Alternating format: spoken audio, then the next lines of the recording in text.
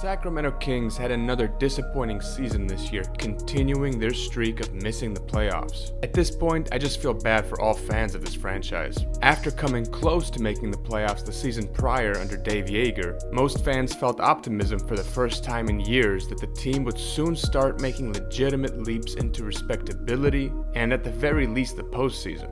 But as we all know, Coach Joerger was let go in typical Kings fashion, and they brought in Coach Luke Waltons, who went away from what made the Kings dangerous the year prior.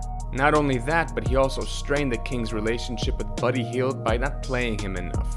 To be fair though, injuries also played a huge factor this year, with core guys missing time. They weren't able to get into a rhythm until later in the year, which was one of the few positive stretches of the season.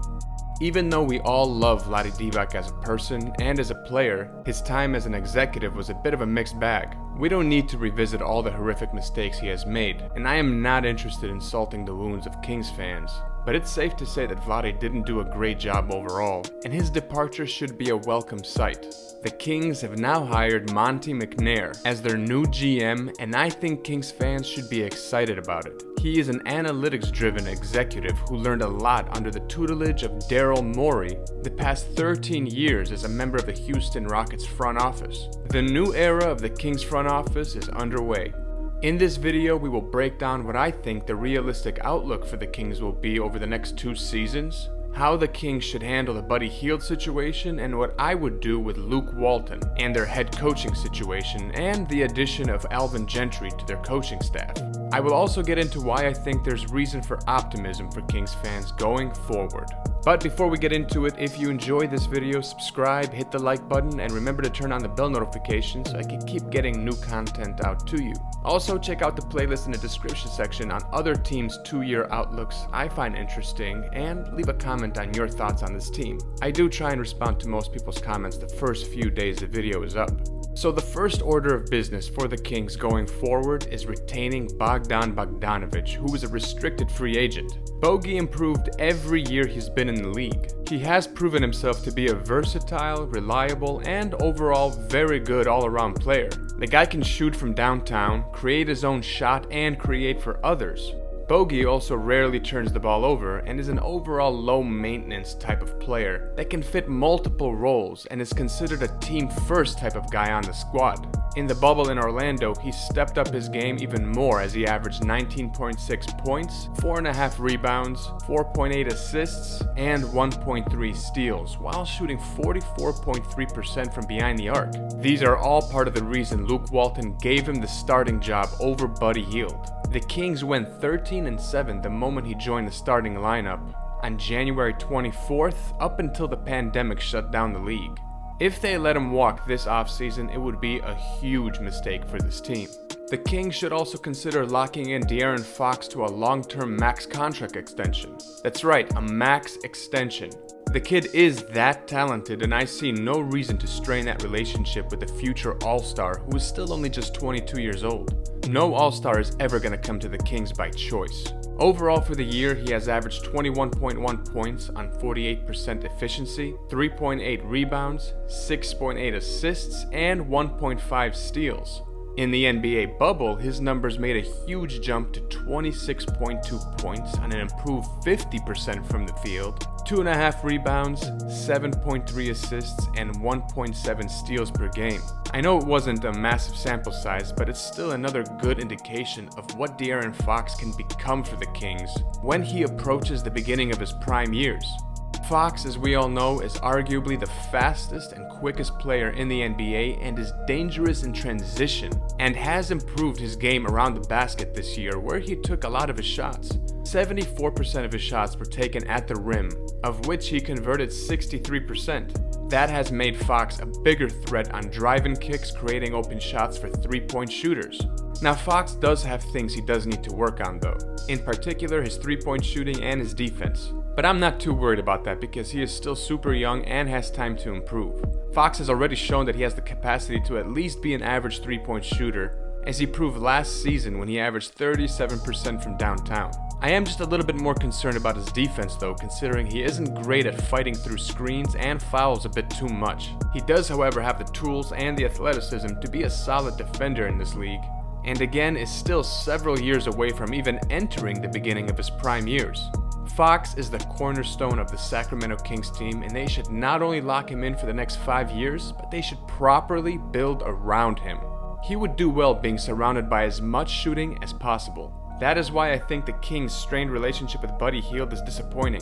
Even though Buddy is not a great defender, he is considered by many to be a top 3 or 4 shooter in the NBA, and has recently signed a 4-year extension. He will make $24.5 million next year, but the contract is structured in such a way that his salary decreases every season, which will give the Kings some flexibility down the road.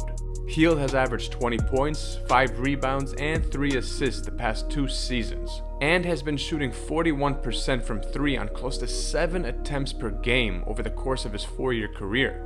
Also, an extremely underrated attribute to Buddy Hield is the fact that he very rarely misses any games, as he has been one of the most durable players in the NBA. His game fit perfectly in the high-paced style Dave Joerger had the team playing in, which almost got the Kings into the playoffs. But as we all know, he hasn't been a great fit with Luke Waltons and his half-court offense, and lost his starting spot in the middle of the season. Buddy has publicly voiced his frustration and disappointment, which has sparked a ton of trade rumors and speculation.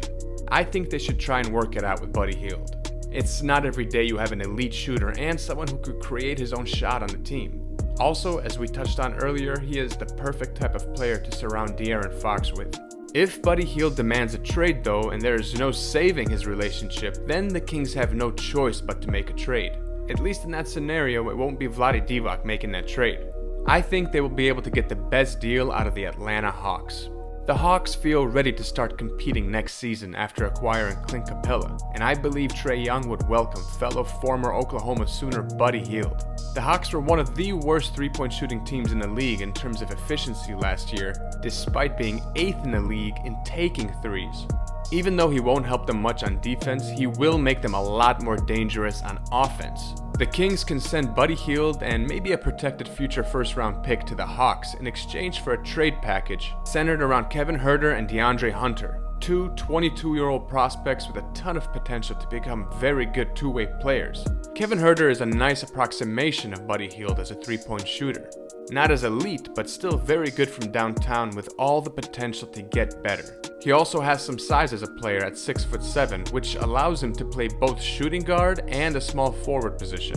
DeAndre Hunter also has a lot of potential to be an ideal 3-and-D wing at 6'7", 225 pounds with a 7'2" wingspan. He isn't that defensive stopper quite yet, but he has the upside to be one, and has proven to be a solid three-point shooter. This is the ideal, realistic trade that the Kings can make in exchange for Hield. And to be honest, the Kings would probably be better off in the long term doing so. If this trade is available, I might not even bother trying to reconcile with Buddy, and would just pull the trigger. If I'm the Kings, I'd even throw in a few second-round picks just to seal the deal if I have to. The Kings' new GM said that Luke Waltons' job is safe for now, and mentioned that the team must play faster. I don't know what this will mean for Buddy Hield in terms of him coming off the bench or him starting, but I would rather change the coach than trade Buddy Hield, considering the fact that Luke Waltons has simply not been a very good coach for the Kings, and Buddy Hield was doing just fine under Dave Joerger when they came fairly close to the postseason. Waltons shifted the team to a half-court offense at the detriment of pace. We all know this team was built for going fast and thrived when they did so the last year under Joerger. With Luke Waltons, they went from having the 5th highest pace in the league to the 20th, which was part of the reason the Kings dropped from 9th in the league in points per game to 22nd. The Kings also spent 14.2% of their possessions in transition compared to the 20.7% last season, which only makes De'Aaron Fox's life harder considering he thrives in transition, being as fast as he is. Waltons has made the game harder for not only Buddy Hield, but for their franchise player in De'Aaron Fox. To me, it's crazy that Waltons went away from what made the Kings team successful. Instead of building on what made them play well, he made a mess. I personally would have fired Luke Waltons and brought in an offensive genius like Mike D'Antoni as head coach. Now, I know some people hesitate when hearing his name, but Mike D'Antoni is incredibly underrated and would be intriguing on this team. And remember, he has historically done wonders for point guards. He helped transform Steve Nash, created Linsanity, and elevated James Harden's game to suit his strengths. Imagine what he can do for De'Aaron Fox's game. He also likes to play fast, which is what this team needs. Also, I could envision D'Antoni being an excellent coach for the development of Marvin Bagley the same way he was great for Amari Stoudemire. I think the entire team would flourish under his leadership. But the Kings unfortunately just signed Walton to a contract last season and probably don't want to pay two head coaches at the same time. D'Antoni won't be cheap after all. That's why I think the Kings bringing in Alvin Gentry as the associate head coach is a great compromise. He already has familiarity with Walton when they were both assistant coaches under Steve Kerr in Golden State, which gives me optimism that he can guide Walton in the right direction offensively. And as we all know, Gentry's teams play fast, and the Kings' new executive Monte McNair rightfully wants this team playing fast again. The Kings can easily have Gentry replace him in that head coaching position. I actually think that Gentry is better suited for what this team needs and has the personality to repair the relationship with Buddy Hield, as Gentry is known for being well liked by players. I do think a lot of the Kings' future success hinges on the health and development of Marvin Bagley. Bagley has potential, but he has been riddled with injuries and he has missed more games than he's played. And after seeing all these players drafted ahead of him succeed and thrive, he knows that he is at risk of being labeled a bust. Thing is, when he does play, he can be effective and can put up big numbers. His per 36 stats across his 2 seasons in the NBA have been 21 points, 10.8 rebounds on 50% shooting from the field. And he has the potential to develop a solid 3-point shot. It does also seem that he is more effective playing the center position. Trading him for sure will not be an option considering he still has potential and the Kings would be selling low. He definitely has a lot of improvements to make, but I'd like to at the very least see him healthy for an entire season. Harrison Barnes is someone the Kings made a big investment in when they handed him a 4-year contract worth $84 million. But just like with Buddy Hield, Vlade structured his contract so it declines by 8% every season. This is something I actually really like that Vlade did, as it gives them some flexibility down the line and it will make Barnes a more tradable asset. Barnes has been a nice role player for the Kings as he is versatile enough to start both forward positions and was an efficient 38% from downtown. Nemanja Bjelica and Richaun Holmes were also great for the Kings. Bjelica brings great shooting which fits perfectly with Fox's game, and Holmes brings a ton of energy, rebounding, and hustle. He was a very pleasant surprise on this Kings team. Fan favorite Harry Giles is a free agent because Vlade didn't pick up that 4th-year option for reasons unexplained and quite frankly would make absolutely no sense even if he did try to explain it. Giles is skilled, a good passer at his position, and brings a ton of energy and is still just 22 years old. There is a reason why at one point Giles was considered someone who'd be drafted number 1 overall if not for his injuries. If they can bring him back, they should do so. But it will be harder because he will not be an unrestricted free agent instead of a restricted free agent because Vlade Divac decided to not pick up his 4th-year team option. But look guys, I am truly optimistic that Monte McNair and the rest of this revamped front office will be a competent leadership group.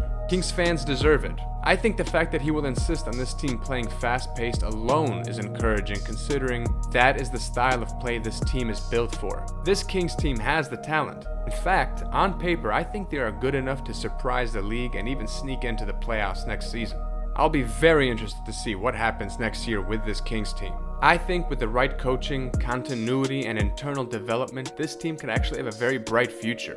Also, Monte McNair might have some nice options at the draft.